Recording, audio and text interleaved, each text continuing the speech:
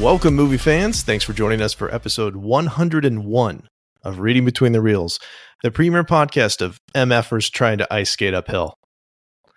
If you're a new listener, we're so glad you found us. If you've been enjoying the show, please subscribe and review us on iTunes or Spotify. You can also support the show by posting on your socials and joining our Facebook group. I'm Craig Dickinson, and I'm joined as always by my co-host, Corey Heidschmidt. Justin's out tonight, but Corey is here. How's it going, Corey?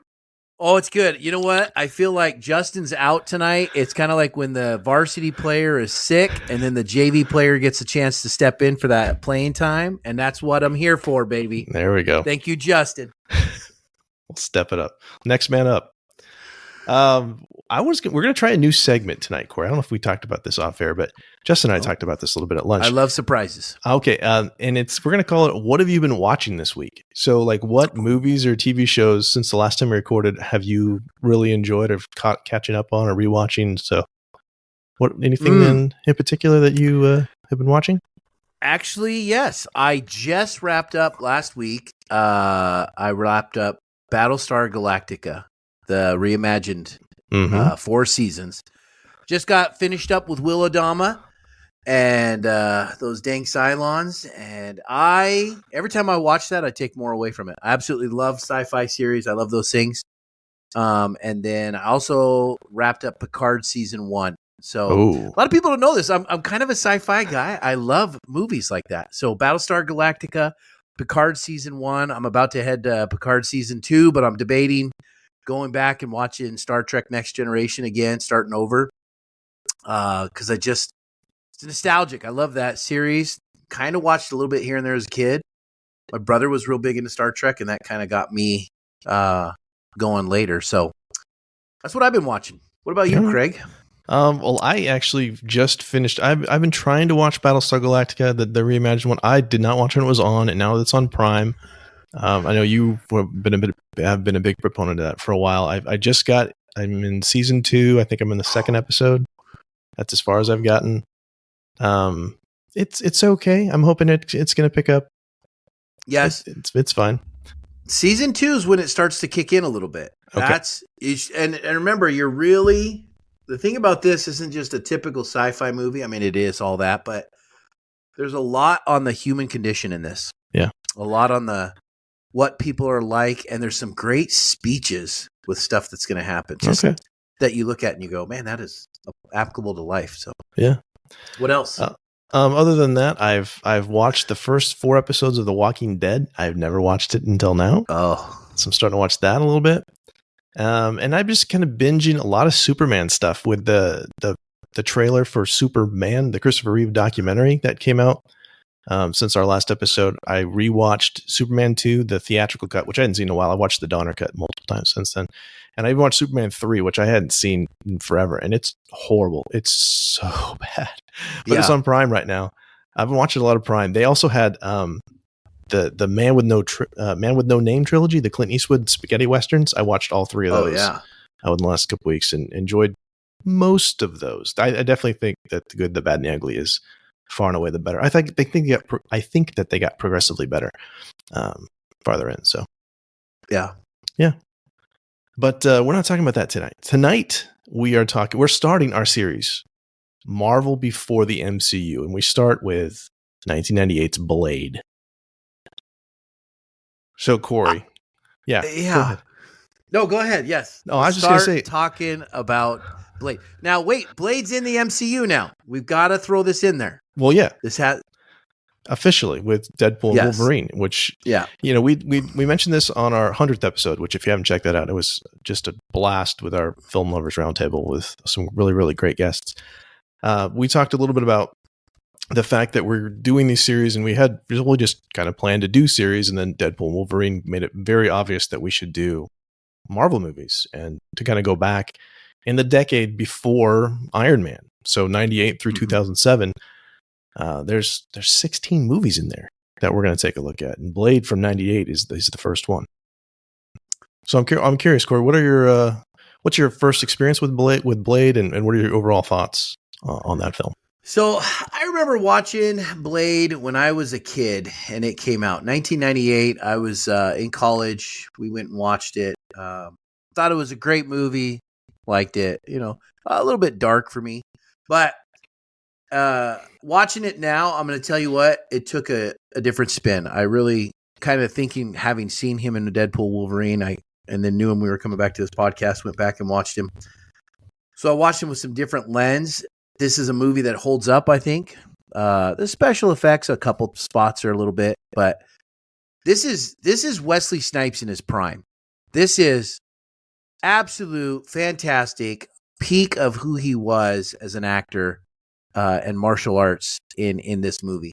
The fight scenes hold up very well. They're a little hokey in the 90s term. This is the 90s where one punch knockouts and, some guy does a spinning roundhouse kick that, and the guy sits there and waits for it to be delivered. And so, there's some of that gets into this. But overall, here's the thing that I like about this movie. This was, in my mind, I've seen all these superheroes movies for these last years. This was a perfect way to establish it. He pops in the very beginning, and everybody's like, oh my gosh, it's Blade. And from then on, we know who he is. We've already established that this guy has already existed. I don't need a long 90-minute backstory to get to who he is for a 10-minute fight at the end where he rises up and becomes Blade. He's established as Blade. We already know, and we've already embraced it. Even if I've never read a comic, I know he is obviously some awesome superhero who's going to fight these vampires. So you establish that, and it's better than some of these movies they keep coming up with where it's like, oh, okay, we got a new actor playing the lead role, we got to reinvent it and redo the establishment role of who the superhero is, the backstory. So in my mind, I look at that now, and it was refreshing. It's refreshing to go back to the beginning and say, that's how we should get some of these superhero movies. Don't give me these reboots. Just go with it from here. We know it's Blade. We know it's Batman. We know it's the Fantastic Four. Stop making me reboot and watch 90 minutes of, well, you got to establish their backstory. It's a little different than the other backstory. So other than that, there's some hokey things that I'm like, well, that was 90s. But great story, good arc. The good characters are pretty good in there.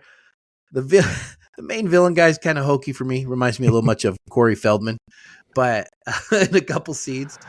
But good art, good characters, and just an overall good story. Yeah. I have one quick question for you. Did you know who Blade was before you saw the movie? No, never. Okay. So I'd never read a comic about it. I was never much into comics at all. So yeah. But I like these types of movies. Yeah, I hadn't seen him in the comics. I'd read a handful of Batman comics when I was younger. That's kind of where I was. I was more of a DC guy growing up in the 80s. But I did see Blade on the Spider-Man cartoon, the animated show that came out in the mid to late 90s. That came out before this. And so I had seen the character once or twice. He had like a lightsaber or something. It was weird. But I remember, I knew who he was. He was like in a show with Morbius and whatnot. So I knew briefly who the character was going in. I knew this was going to be a Marvel movie, although I think they were really, really smart in the way they marketed this, that was almost incidental that it was Marvel. Like, it's an action movie with vampires. And, okay. What I think what's really interesting about this is, we could have gone even farther back. If we really wanted to do Marvel movies, we could have included, before the MCU, we could have included Howard the Duck or some of these really cheesy, like, Roger Corman's Fantastic Four, whatnot. But I think what's important about Blade is that this proves that the Marvel brand can be translated into successful films. This is the first one that does that, and our next film, X-Men, gets a lot of the credit for that. And Spider-Man does as well. Say, hey, we can do a blockbuster comic book movie. But if it wasn't for Blade, and I've seen Ryan Reynolds talk about this recently too, Blade really opened the door for that. And as a hard R rated movie with a character you've never heard of, just in Wesley Snipes, a fairly big star, but like it has to stand up on its own. You have to introduce all this, and I love that you brought up that it's not an origin story. We don't need that. Yep. He's fully formed the way he is, and I would love to see more of that going through. I think the DCU, James Gunn's DCU, is going to do that a little bit. You're already seeing some of that with the Superman movie, where there's it's a fully established universe. There's like other superheroes are already in it. I heard today that for they're casting Green Lantern, and like Josh Brolin is one of the possibilities. Matthew McConaughey is a possibility. So they're clearly not casting young guys for that. Yeah. So we'd be an established hero. So I'm kind of, yes, we're getting that away from the having to be an origin story every time. So I'm in favor of that for sure. That's the part that I just, because it's that same burnout on that is watching this huge origin. It was so refreshing because after watching this, because honestly, I did not remember much of this movie at all. And so when I watched it for the podcast, it was refreshing for me to go, opening credit, here's his mom. She's been bit by a vampire and she's giving birth. Okay, well, that's probably going to make his blood special over everybody else's, right? In 30 seconds, I got an origin story. Yep. Fantastic. And then right after that big fight, he goes to an established lair. He has an established partner with Chris Christopherson, and then he's got an established name. Like, it's already there for me. And then they do it again in the elevator scene. Do you remember that elevator scene where he gets in there and you see the neck tattoos on people? Well, the camera points at that, and that's a very big, like, okay, we're going to emphasize this. So you see these neck tattoos, and you're like, oh, okay, what's with these neck tattoos, right? I got vampires with long teeth. Now what's this? And he gives her a two-sentence explanation that says, oh, those are people that they're not vampires, but they belong to this person. If you mess with them, you mess with that vampire. And so then you're like, okay, great. Now I know there's a whole host of people that aren't vampires. Because I was thinking, oh, is he only fighting vampires? Nope, he's getting people too because they're in with the vampires. And so it, and the one guy at the end says, I just work here. And it's like, okay, okay, there's humans mixed in here too that are on the wrong side. So you established all that, you did all this, and it didn't take, 50 minutes of screen time to do it. Yeah. Just a few sentences of dialogue. Yeah. I think I agree. You said earlier too that the film holds up. Yes, some of the special effects are a little dated. Some of the early CGI stuff doesn't quite work, but I think for the most part, the film really does hold up. It's definitely hyper violent and yet fun. Yes. And it takes itself seriously, but not overly so. It's not heavy. Like, it's a fun, hyper violent, but also serious. There's some pathos in there a little bit. Yes. There is some hokiness that happens in this movie, but and we can get to that later. But yeah, we will. Definitely some scenes where I was like, "Oh, am I watching the Matrix Revolutions right now?" I mean, yeah. But I mean, I mentioned the pathos. Like, even when Whistler dies, so to speak. Spoiler for the second one. Like, that's a moment that you feel with this limited screen time, you've come to really appreciate who that character is. And you can see that Blade is, feeling that he's feeling the pain of his mentor dying too. So like, there's moments of levity and there's definitely moments of like actual drama in this film too. So well-balanced film, I think. And he was gritty. He was a gritty character. I liked him. I forgot because I don't remember anything about the second one, and I don't even think I watched the third one, actually. I'm so excited for you. Is Chris Christopherson come back? I kind of hoped he was because I was mad they killed him off. I can't tell you that. Spoilers don't hurt me. Yeah, he's back in the next one. All right, because that's what I'm saying. He was. Oh yeah, I see. He's right here. Yeah. And he is such a good character and such a good actor. I just love him. So when he died, I was like, man, this show. I was mad about it. Yeah. So let's jump into some of the nuts and bolts of what we like about this movie. Cinematography, the editing is so fast in this, and it's very kinetic. But as far as composition, color, camera work, what are some things that you noticed on this viewing for Blade? First off, can we get some more lights in the show? Like, there's darkness everywhere, and it really sets the tone. It's a dark world. It's an underworld, right? I get that. But like the 12, all the vampire original guys meeting as the boardroom kind of thing. That is the darkest room I've ever seen in my life. It's very dark. You can't even see what they're doing. You just see faces in there. And so they do all that, and I know they're setting a scene and a tone. But it was like some 10-watt bulbs in everything that they were using. So I was a little surprised by that for color. But there's a bluish color in everything. I felt like. A lot of it, yeah.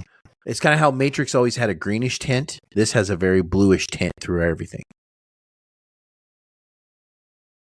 What about you? Yeah, I definitely saw that a lot, especially in the flashback, and then in the meat processing plant at the beginning, and then really most of the film. And so that's kind of this kind of cold, depressing, kind of heavy, kind of lends itself to being dark and moody and whatnot. But one thing I thought was interesting, kind of contrast with that, was did you notice at the beginning with that the one human guy that goes in there? I think his name's Dennis. I had to look that up. He's wearing a red jacket, and it really stands out on repeated viewings. He's the only one who's wearing anything color, and it's red. And then, of course, you have the bright red blood just coming out of the the sprinklers, which is a great visual and like completely unexpected. And then you're like, the lights come up, it's like bloodbath and whatnot. So I thought that was really interesting that kind of just tagged him, so to speak, that he's the one. It's easy to pick out that he's the one human in this feast, apparently. Yeah, that rave party they did was quite a thing.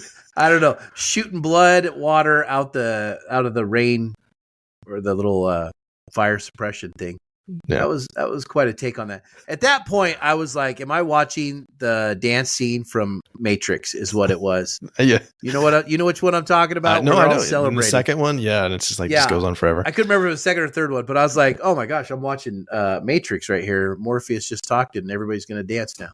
So, but then Blade shows up, and it was interesting. The camera work on this. Mm-hmm. He is emotionless through the whole movie. He does not show emotion. He doesn't get anything. But then after he hits this one amazing shot on someone, gives a little fist pump and and you see him smile. Yeah. And I smirked and laughed at that because I thought, I know Wesley Snipes kind of kept straight face through the whole movie. And then that's the one part where you see him really enjoy what he's doing. So it was kind of very pointed placement. One thing that I wanted to point out about I love how you described his entrance. And what I noticed that with the camera work is that you have lots of kind of mids and close-up shots of all the dancers. It's very kind of claustrophobic, very zoomed in quite close on them. You don't really get to see full bodies until Blade shows up. And then you've got him like at a full shot. You can see him from head to toe. And it's almost like curtains parting where you get to see him in the middle. And he's right directly in the middle and everything's in slow motion. Like, this is important. Yeah. So I loved that quite a bit. Another thing that I thought was really interesting was, you know how tall Wesley Snipes is? Take a wild guess. I don't. Yeah, he's 5'9". Are you kidding me? He's 5'9", and so you got a lot of low angles looking up at him to make him look more imposing. And I thought that was fascinating. And especially even with the reveal, the first thing you see of Blade actually is his feet, right? Because you got the dentist guy sliding across the floor, and then you see his boots, and then it kind of pans up to reveal Blade, which I think is just a great character reveal. And then you have, of course, the kind of the parting of the curtains thing. So I thought that was really interesting how much they use that low angle to make him look big. They do. Looking at some of these photos, they do have a lot of up angles. Do you think they make him wear like lifts in his shoes for this? I mean, they can do that too. There's things you put guys on Apple boxes or whatnot, but there's a lot of low angle looking up at him. He definitely feels, and even if he's not tall per se, he's imposing because he's what kind of guy he is, right? That he's facing down danger and puts his life in his hands every day. Some other interesting things I thought was in the Temple of Eternal Night. That's the La Magra Temple at the end. You got some great bird's eye view looking straight down to show you just how tall that building is. And just the camera follows Blade a lot through that last little bit once he kind of powers up after drinking the blood, and then he's just taking out minion after minion, just going all the way through. And quite a few like one shots following the action. So I thought that was pretty great. The one thing I noticed about that temple that they did that in, how much sand colored bright shots we got in that, and formal dress. All of a sudden, everybody's dressed formally, and it is the only main white area that you see. Like all the sand inside was bright lights versus the dark of everything else. All movie, you've had dark and bluish tint on everything. Even when they're outside, there was a tint. But then when you got into that blood ceremony, that whole interior was white sandstone looking colors, bright colors. So it was a different take on it. Yeah. That's a good point. Especially you talked about like in the boardroom and stuff, and like the vampire culture is, and you see like Deacon hanging out. Everything is very dark, and then this one place is very, this very one bright. place, this one temple, this one ceremony. Everything was super bright in that room, like that.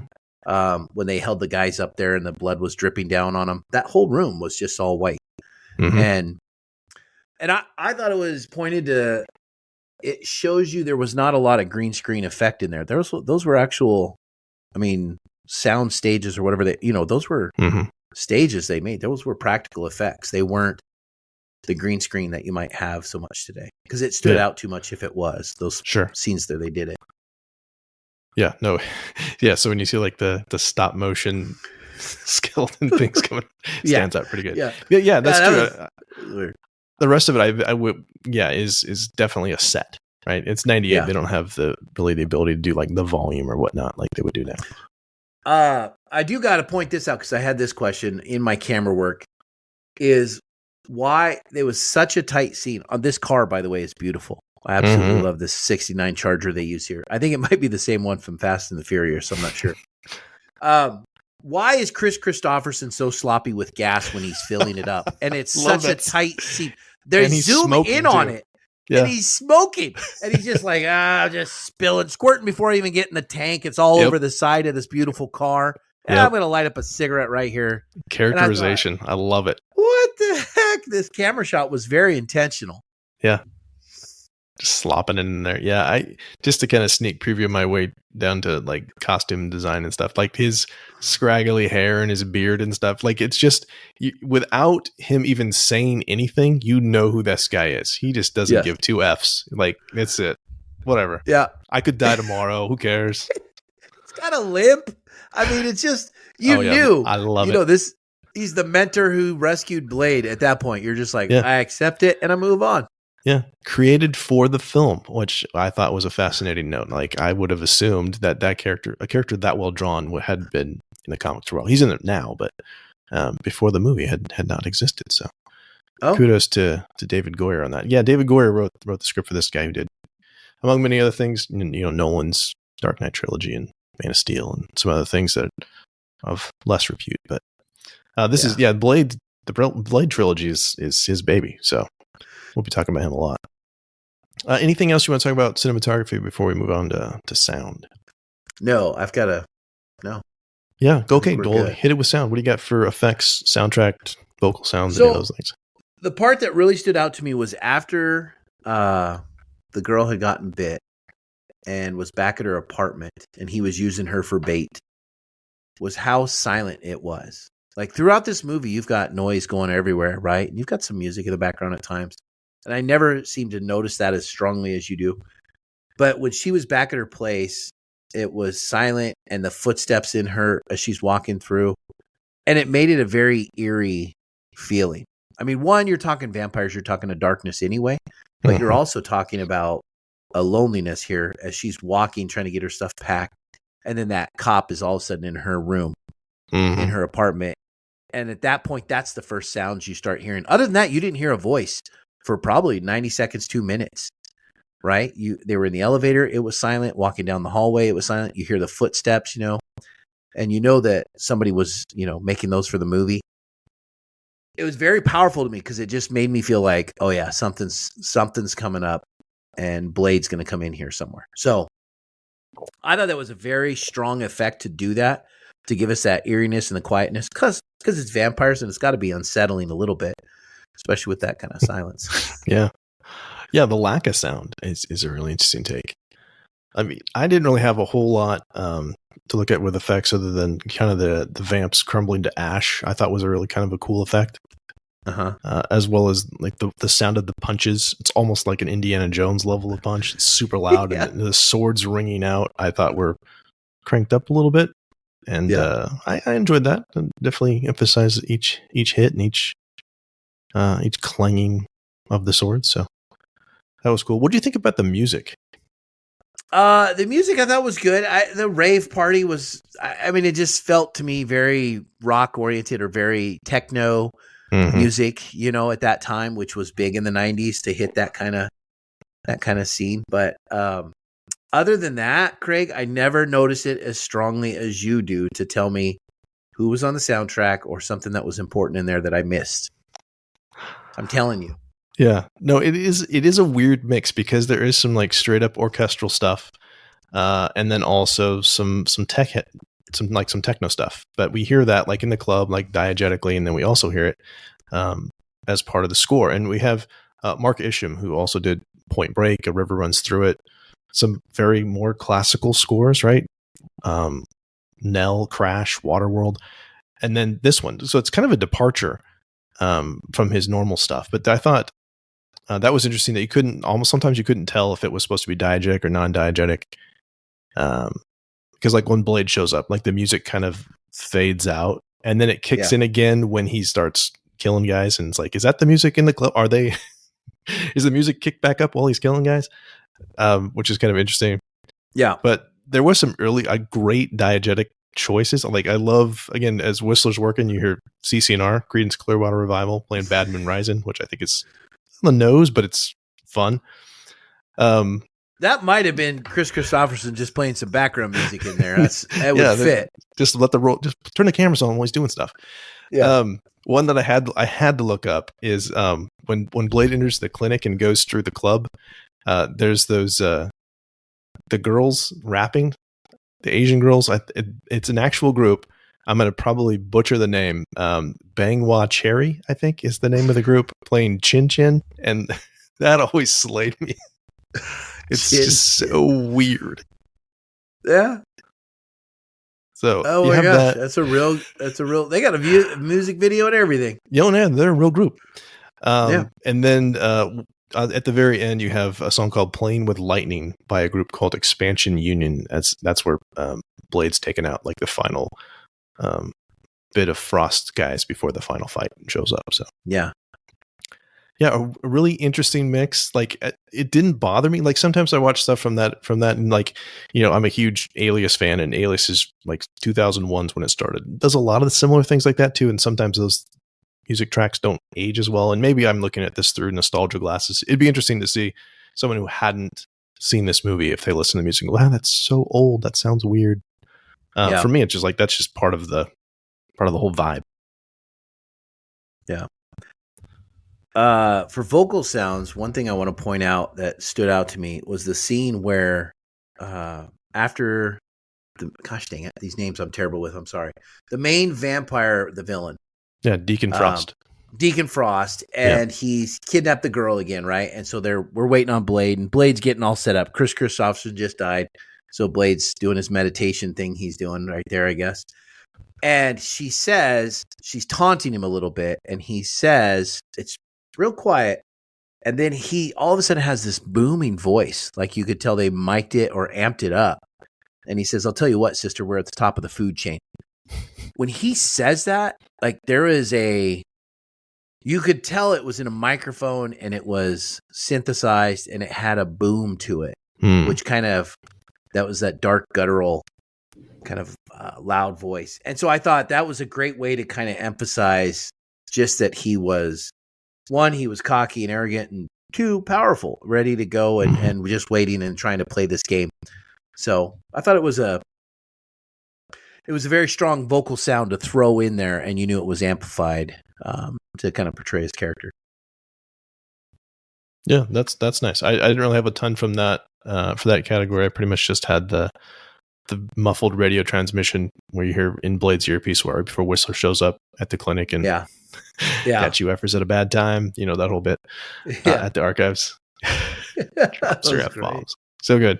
There were a lot of F-bombs in this Marvel movie. A lot of F-bombs. Well, speaking of F-bombs and dialogue, there's lots of fun lines in this. So I had a hard time narrowing it down, but I'm curious, Corey, if you had one or two things that you really liked to quote from this movie, or well, you took it right in the opening when you said some mother effers are always trying to ice skate uphill. Yeah. And it's that is such a great line. But I'm going to give my first quote I'm going to go with is Chris Christopherson when he's talking about that flashlight that he gave for Blade, that UV light that's going to burn which they use on that big fat sloth thing. On Pearl. Oh my gosh.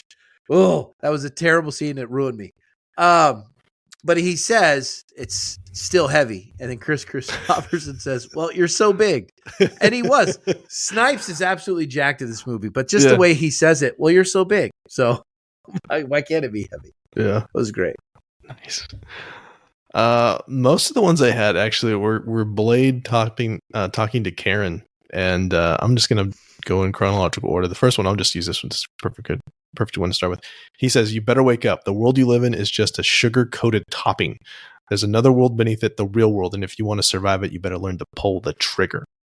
But I love the way he says sugar-coated topping. It's almost seems like out of character, but he's talking down to her. Like, you have no idea what you're talking about. Yeah. You have another one, Corey, that you want to throw out? I like the one where Blade says, "There's other things worse than vampires out tonight."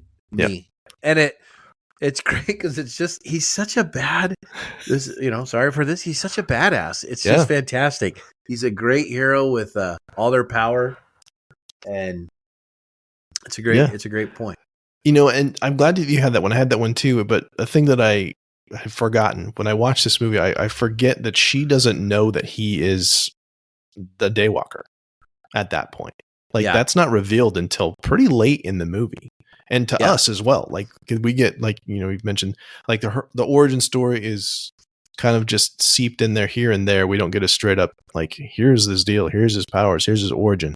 And so, she's kind of the audience stand-in. So she doesn't know that he's a Daywalker. We don't really know. We just know that he kills vampires. So we've seen vampire, hunters before, but we don't know, like, why he's doing this and why he's so powerful. But another one I had from that, I think it's from that same conversation, where he's taking the watch off of Krieger, the cop. He's like, "Oh, great, you're robbing him. You're going to rob me too." And he says, "How do you think that we fund this organization? We're not exactly the March of Dimes." I had that one marked. We're not just exactly another the one. March of Dimes. Wow. He self-aware. I think that's what I really, really liked about that one. Like, we know what kind of movie we were in. Like, I have to steal. That's fine. All right, I'm going to go with my most recent. This is the last quote that I have. Otherwise, I'm reaching through here. Yeah. Is from Deadpool and Wolverine when he says, "There's only ever been one Blade. There's only ever going to be one Blade." Mm-hmm. And I feel like that was a perfect Wesley Snipes at his peak Blade moment to say that. Mm-hmm. And I honestly hope that comes out. Ryan Reynolds is working for it, I hope, and that there's a Blade movie that comes out of this. Yeah, I think there's an audience for that. Absolutely. That was the one cameo in Deadpool Wolverine that I did not see coming at all. And there's history with it. I know you haven't seen Blade Trinity yet, but you do know Ryan Reynolds is in that, right? Yeah. Okay. I've seen enough TikTok videos that have shown me those two bantering back and forth. Yes. So good. And and you get the ice skating uphill call back in Deadpool and Wolverine as well. Kind of his signature line. As far as body language, facial expressions, I also had the grin from the beginning, which is a little bit out of character, but it's fun. Yeah. I really like the at the beginning in the hospital where the cops shoot him and he's kind of taken aback, and it's like the way he steps back, it's not like he's hurt. He's just like, "What are you doing?" Like, he's screwed up. Yeah. Like, absolutely. He's not scared. He's just like, why? I'm the good guy. Yeah. Yeah. But I think the martial arts are fantastic. And it's not just one form. There's several forms that he's using here. So I think the fight choreography is very, very strong in this film. And I think a lot of it is in camera too. So I think that's pretty great. The fight choreography is very strong in this movie. Wesley Snipes, I always feel like he puts in the time for some of these. The end got a little bit 90s. His fighting to get to the bad guy was very 90s. Like, I'm just going to walk through about 40 guys and I'm going to punch this one, kick this one, roundhouse kick this one. I'm going to use this guy and throw him across the room. And the one I made a GIF for it, Craig. It was absolutely incredible. Was he kicks the guy through the door into a hole, hops in the hole, kicks him out of the hole. And I said, you ever been so mad at somebody you kicked into the hole and then kick them out of the hole? Then you're mad. I mean, it was like he's just in a rage. One punch, one kick, one punch, one kick. Totally went God mode in that section. Like, and it's then all of a sudden gets to Frost and it's like, all right, let's have a sword fight. Like that's 1998 at its peak right there. Love it so much. Yeah, it's cheesy in all the best ways. As far as costumes go, I like Blade's outfit quite a bit. I think it's very well put together. It's utilitarian in a lot of ways. Like, it looks cool, but like that vest is clearly heavily armored. But yeah, the trench coats and the boots, the sunglasses at night all the time. Like, sure, that's just cool looking. Why wouldn't you? Yeah. Yeah. He looks older now without his sunglasses. I've seen a couple set photos, and he definitely looks different. And so I feel like he's got to keep the glasses on if he for the Blade look to still work. But yeah. But yeah, I mean, you mentioned Pearl earlier, so I think there's a couple of really good extreme makeup things. Like, Pearl is disgusting. Like, that's clearly someone in a suit, but it feels real. It is disgusting. Like, and I know they mentioned the smell, and like I could almost smell it. Yeah, what was the point of Pearl being that big? Like, I'm not in the comics, so I don't. Well, I mean, the way I get it, like, Pearl was running the computer system, so Pearl never got to or had to leave, and so Pearl just became very sedentary. Oh, yeah. But definitely. Then one I also want to point out was Quinn, the burnt flesh. Makeup they did at the beginning, I thought was really realistic and creepy as hell. And just, I mean, that's when you're like, and that's at the beginning, like, what kind of, like, oh yeah, you're in a horror movie. It's an action movie as well, but like, it leans into horror pretty good in a couple of things, and that was definitely one of them. Quinn, I hated him and I loved him. He's such a good bad guy. I love Quinn. And halfway through the movie, I was thinking he's like Ike Clanton from Tombstone. Like, you hate the guy, and you're like, I know he's going to get it in the end. I know he's going to get it in the end. And when he does, I'm going to be so happy because you deserve every bit of it. And I felt like his death deserved more. I was a little disappointed with how he got killed. I was upset about it. So I wanted him to suffer more than just getting one swipe with the sword and just burn into ashes. So, yeah, because I wanted another arm cut off. I wanted him to suffer more. Yeah. It was, but because he was a good villain. Yeah, he was a good villain. But and this is the thing. I said something in the text chain earlier that watching these movies and kind of pretending that they're all part of the same universe, they're not. Yeah, but it works most of the time. But this is one instance where it kind of doesn't, because Donald Logue is in Ghost Rider as a completely different character. Although I suppose you could probably headcanon your way into putting him in there, but. Yeah, I think he's great comic relief, and he does die a little soon. Yeah, it's fun to watch him get tortured, though. It is. All right, setting and design. One thing I thought was really interesting. We talked about it being on a set. A lot of this was done in Los Angeles, which makes sense, and some in Death Valley, but most of it was actually filmed in the former Redken shampoo factory. In Canoga Park. So they must have built a ton of sets in that thing. Oh, yeah. Yeah. Well, I mean, that's the thing. I feel like the practical sets on this were fantastic. It wasn't the 98s. I don't remember them doing a lot of green screen stuff, but this was a lot of sets, and just the whole fight scene at the end, the whole blood god ceremony area. There was some computer graphics on it. You could tell in some parts, but for the most part, I feel like somebody was making detailed stuff that they were fighting through and jumping through, and a lot of factory type stuff that they were filming in. Yeah, especially for his lair. Yep, I had that too. And something that just occurred to me. So this is 98.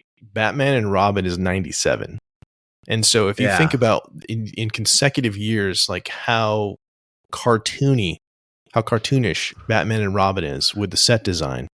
And then to go this completely the other way, like before Nolan gets his hand on Batman and absolutely goes like real world type of stuff. What a departure! And how you do a comic book movie? Like we're going to make this about toys and almost like a cartoon. No, we're going hard R and as realistic as we can. So again, I don't think Blade gets enough credit for kind of reinventing it, kind of in a lot of ways being a template for what the MCU does become. Yeah. I think this movie definitely broke some ground there. So yeah. As far as set decoration goes, when we talked about the ceiling sprinklers, that's kind of my big thing. The first thing, like, oh, this is the kind of movie we're in. Yeah. And you mentioned the council chambers and kind of how dark they are, but I thought also like those huge chairs and the table, like it really did speak to like how wealthy they were, how opulent that place was. Yeah, but a few things that are dated, the computer screens, lots of squares and whatnot. But it feels lived in. The whole place feels real, I think. Well, and I'm also going to talk about the set decoration. You're going to talk about the records room with all those ancient parchments in there that just get demolished. Oh my gosh. I was like, no, the history. I know. I feel bad about that too when that happens. No. It just drove right through it. That was a very cool, like how they set that up with these parchments and the glass and all of that to set up this big fight and stuff, everything that's going to happen in there. That is a great room to do that in, to make it look like here's our history, here's our traditions and everything about it. And that was very cool looking. So yeah, no, I had a small feat to make all that and build all that. Whoever did that spent hours doing that, and then they demolished it. So yeah, no, agreed. I had to look up like the budget, and it's, you know, adjusted for inflation. Who knows what this would be, but $45 million in 98. Oh, so it feels, again, talking about how this film holds up. Like you would, to make a movie look like this, they're going to spend 3 times that easy.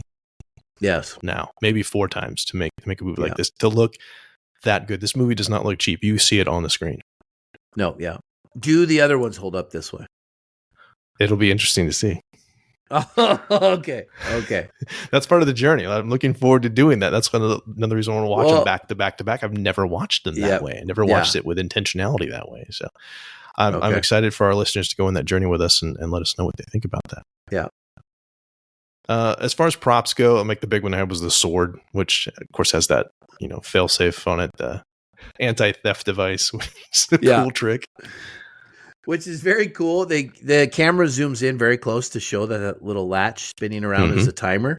Yep. And so when the Deacon Frost has it and clicks that timer off. It's that's bad because he knows about it, right? He's been studying he's it. Like, well, and he even says, I've been studying it. I've been watching you. I know all your tricks. I know where you go. So you get that payoff, right? Like we like to talk about. We've seen what happens multiple times with that. It happens like 3 or 4 times, and then. But yeah, you mentioned the Dodge Charger, the UV lamp. One thing I thought was interesting in doing research on this is that, you know, in the comic, and so I found the Blade did not have the sword or the silver stakes and that stuff. It was like wooden stakes, very traditional vampire weapons, but they kind of updated him as like almost like a samurai, and I think it absolutely works. One thing I've got to know for the props, and I don't remember what this was about. What was the root cutoff scene at the end? After he does his meditation, Chris Christopherson dies. He picks up a little tree, slices the roots off, and the camera makes a point to show it hit the ground. Mm-hmm. And I was like, did he just kill a tree? What was I'm cutting it off at the root. What's he doing here? I did do some research on that, and I saw theories. I didn't see like a definitive thing what was happening there. I was like, is this an actual ceremony or whatnot? But it looked like he was in some way recommitting to the cause or cutting off from his half vampire roots, maybe because the plant was a hybrid of some kind. Was what somebody had said, and he's living in 2 worlds, and maybe this is him definitively choosing. I guess, but like he's been slaughtering vampires left and right indiscriminately. So I guess it's like I'm going for broke. I guess is kind of the idea. That's the way I always read it. Most of the things in this movie were very clear. Like they pointed it out and then they gave some explanation, like the tattoos on the neck. Yeah. But that was too ambiguous to pick up. Yeah. So I'm not sure on that. But those are some of the things that I read. So if anyone knows, I would love to hear. Yeah. Educate me. Yeah. As far as characters go, like we talked about Snipes repeatedly, and was the first choice for the role, and like as you said earlier, like there's only been one Blade ever, going to only be one Blade. Like he is, I can't, in so much the way that, whoever is going to play, Wolverine after Hugh Jackman, or Tony Stark after Robert Downey Jr. Good luck. Because he's perfect. And so I know there was a TV show and there's, a potential movie in the MCU, but that's not him. But he's fantastic. I think the fan base really rallying up after that Deadpool Wolverine movie might, if they hadn't started filming it or casted for it, then they would seriously be considering. Yeah. Well, I know it was in production, but had issues. There's some momentum. I really like Steven Dorff as Deacon Frost. I know you mentioned the Feldman thing. I think that actually works for him in this, like with the hair and everything, where he's kind of preppy a little bit. He's like almost like a spoiled rich kid type of thing. I think it absolutely worked. And that's a thing they've changed from the comics, where he was like an older guy in the comics. So yeah, I like that young upstart thing.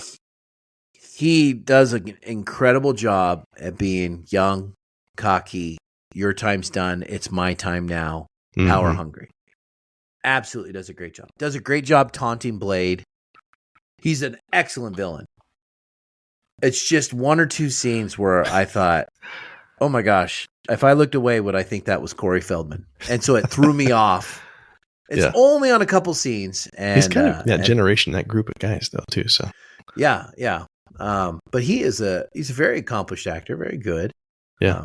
But he does a great job. We talked about Chris Christopherson at length, and he's great in this as well. I'm going to do my best to not butcher her name. Unbouché Wright as Dr. Karen Jensen. Exactly. She's quite good in this. Again, as kind of the audience stand-in and expressing the right amount of, I don't believe this to be real. Yeah. Like she's in a vampire movie and she grounds the movie, I think, really, really well. But I think it's also interesting that she's, we hear the term strong female character or whatever, but I mean, she literally is. Like, she saves herself. She's very smart. She's not a Mary Sue. Like, she's an accomplished doctor and figures out how to, that vampirism is a sexually transmitted disease, the way she says it. And it's a blood disorder, and that's her specialty. And I love that she had something to do. She wasn't just a damsel in distress. So I thought that was kind of a cool addition to this story. She's not in the second one? No. Okay. No. Yeah, because I think she needed to. Yeah. Bring back Chris Christopherson. Let's let her go. I mean, she was fantastic in the movie. Absolutely. Yeah, she's really good. But she's not an anchor character that you can pull off for. But again, like we talked about, like, it's not an origin story. So they're not going to show us Blade's origin. And I had this down for like Hero's Journey because it's not that. It doesn't need to be that. But you need a way in, and having someone who has to have things explained to them works in another way. So she's just, audience surrogate. I really like, I mentioned Donald Logue as Quinn, just hilarious.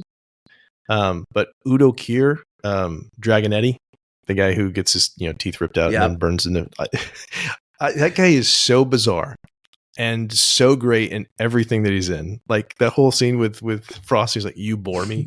Just I love it. He's so weird and so great in everything. Really? I just remember him from Ace Ventura. That's where I was going to. Every time I go to, I'm just like, well, does your friend have a name, or should I call him? Loyola? Like that's what I go to. Yeah, every time. But he's great in that, and he's great in this, and there's not the same type of movie at all. So like, the guy, he can kind of just plug him in wherever, and like he's just odd and it works. But I think those are the main ones that I wanted to hit. Those are the main characters. Everybody else, there's a few big names that are in there that are in a Sana couple different shows. as Eric's mom, Vanessa.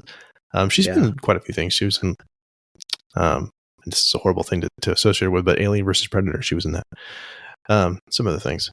Yeah, like Judson Scott was in Star Trek Wrath of Khan. I remember him. Oh, He was great. That's right. Yeah. Tracy Lords. She was the infamous Tracy Lords. Lords. Johnny Depp movie. So those are some people that are big names back in the 90s that were and people you recognize. Yeah, even if you don't know their names, which is kind of fun. One thing I found that was kind of interesting. So the director Stephen Norrington, who hasn't really he's made like 2 big films. He made The League of Extraordinary Gentlemen, which we should totally do at some point as well. It has a lot of the same editing and cinematography, and that's it. That's all he's done. There was a deleted scene, and you can find it on YouTube. It's not hard to find, where he actually plays Michael Morbius before Jared Leto, but it's like really far away. You can't really see that it's him, because that's tied directly together. Blade and Morbius, so that's kind of fun. Oh, okay. So Google that if you want. It's kind of fun. Tim McGee is an actor in Blade. He was the cop from The Apartment. He's also in Iron Man.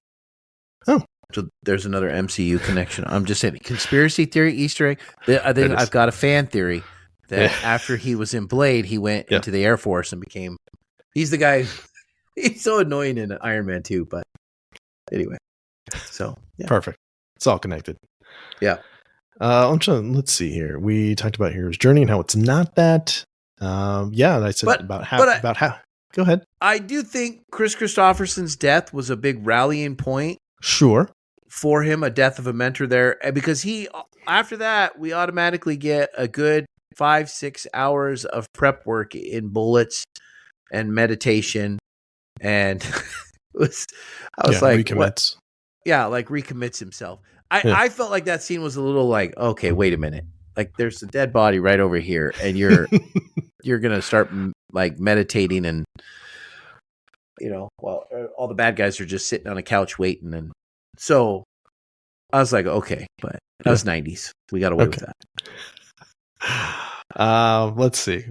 As far as world building goes, we've mentioned this before, but I think that it did a really good job introducing this for most of us, brand new character and the surrounding mythology, and also just builds effectively on established vampire lore. It didn't mess with vampire lore, which I hate when things do that. Like, sorry, Twilight fans, but sparkly vampire, not a sparkly thing, right?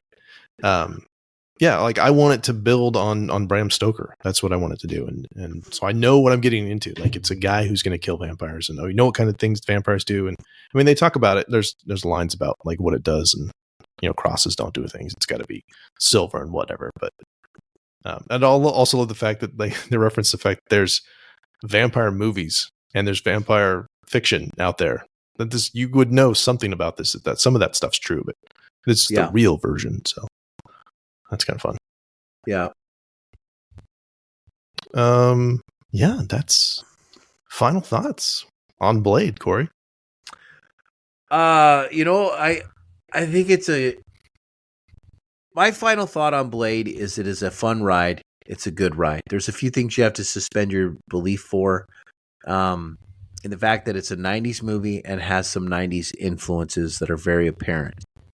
But I do feel like this movie holds up today. I feel like this movie, if it were made today, would have a different arc. It might definitely have a darker tone on some things. This still had a dark tone, but it was a 90s dark tone, which felt different.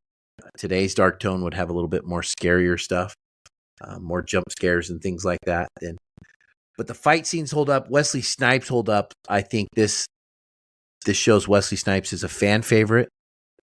I feel like this would be great to get him back into, if he doesn't get another movie, a standalone movie for Blade, he definitely needs to be brought back in somewhere in the MCU timeline with what Ryan Reynolds did in Deadpool Wolverine. Like, it shows people love Snipes, and this man deserves to be out there bringing this character back, because it showed people love it. They love this character. They love the nostalgia of him, and they love seeing him in that suit again.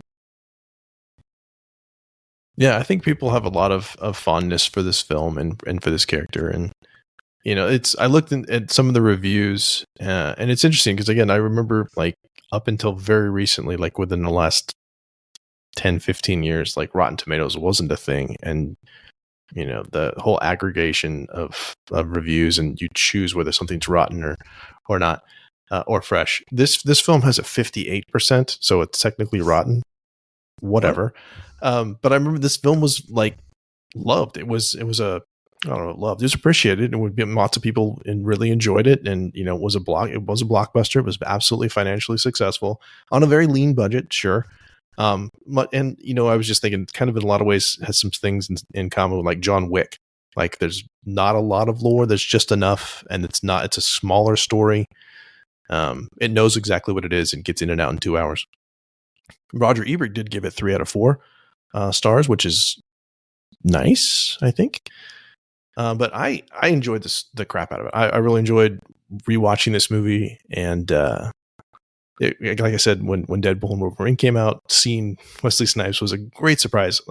Oh yeah, I love that character, and I would like to see more of him. And I really enjoyed this film. I can't wait to watch the next couple with you guys, and just keep going through this series. So as we close, we just want to say thank you so much for listening. If you'd like to connect with us, you can find us on X, Instagram, and Facebook. Email us at readingbetweenreels@gmail.com or use the SpeakPipe app on our website. If you enjoyed the show, please subscribe and review us on iTunes or Spotify. And as we said, our next episode will continue our Marvel Before the MCU series and be a review of X-Men from 2000. Send us an email or voicemail about your favorite moments from X-Men, and we'll share it on the next episode.